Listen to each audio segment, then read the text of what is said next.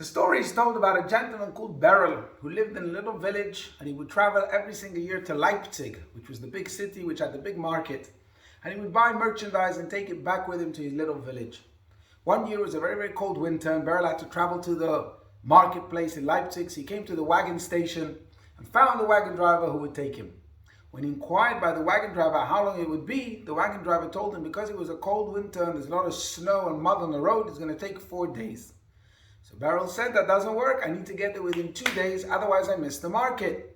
The wagon driver said, what do you want me to do? It takes a long time, it takes 4 days with these conditions. So Beryl, being the businessman he was, he said to the wagon driver, let me offer you a proposal, let me make a deal with you. If you make an effort and take me and get me there within 2 days, I will pay you double what you normally charge to take somebody this distance. The wagon driver heard that, he said, okay, I'll make the effort. But Beryl added the stipulation. He said, but 1 second, if you get me there late and I don't get there within 2 days, I don't pay you anything. So it's double or nothing. The wagon driver agreed. So off they set their way. The wagon driver was excited. He's going to earn double the amount. He was whipping the horses. He was doing his best to get there as quick as possible. But it was a cold winter. The roads were full of mud and it just was not progressing. A while later, one of the wheels broke. To cut a long story short, they arrived after 2.5 days.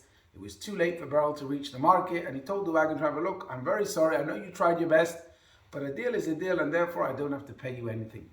The wagon driver was beside himself. He was so upset. What are you talking about? I made such an effort. You saw how I sweat and how I worked hard. Pay me at least the regular fee, not double. Beryl said, no way, I'm not paying you.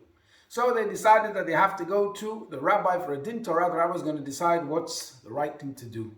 The rabbi heard both sides, and he said to the wagon driver, I'm very sorry, you made a deal. Beryl is right. He doesn't have to pay.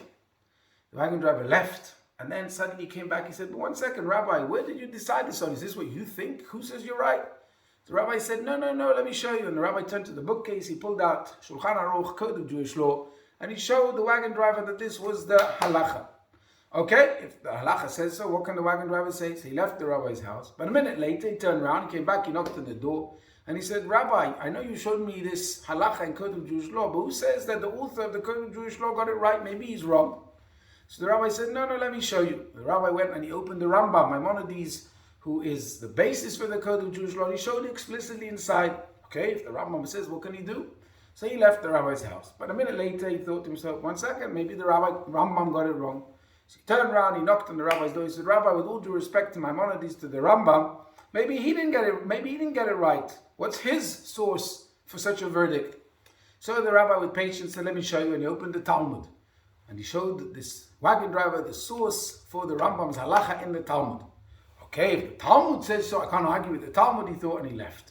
But a minute later, his mind started boggling him. He came back to the rabbi and he said, Rabbi, 1 second, maybe the rabbis, the sages in the Talmud got it wrong. Who says they know the right answer?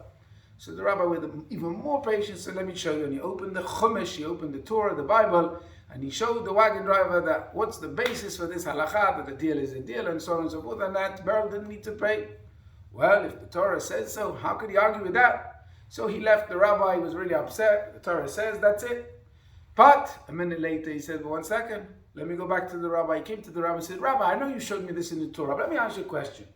When was the Torah given? So the rabbi told him on Shavuot, where we're going to celebrate, please go tomorrow. He said, when is Shavuot? The rabbi told him it always falls out around May, June.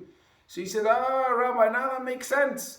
The Torah was given in the summer. In the summer, the roads are clear, there's no snow, there's no ice, there's no mud. So of course the Torah would side with Beryl if it's given in the summer. Had the Torah been given in the winter, the Torah would have sided with me.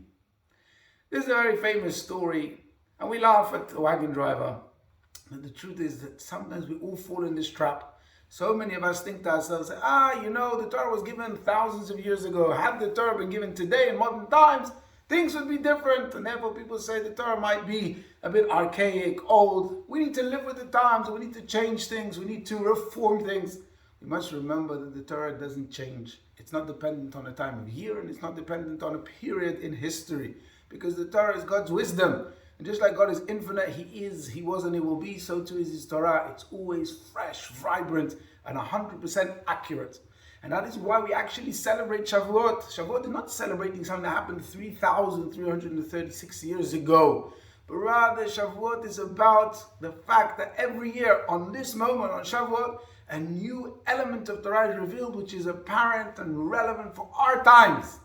And therefore my bracha to you is that this year when we receive the Torah, we should have the wisdom to discover this element, to see how the Torah is relevant for us in our daily life in all aspects. And as we have the custom to bless, Kabbalat Torah mitoch simcha upnimiyut, may we receive the Torah, internalize it through joy and happiness. Wishing you Chag Sameach and Shabbat Shalom.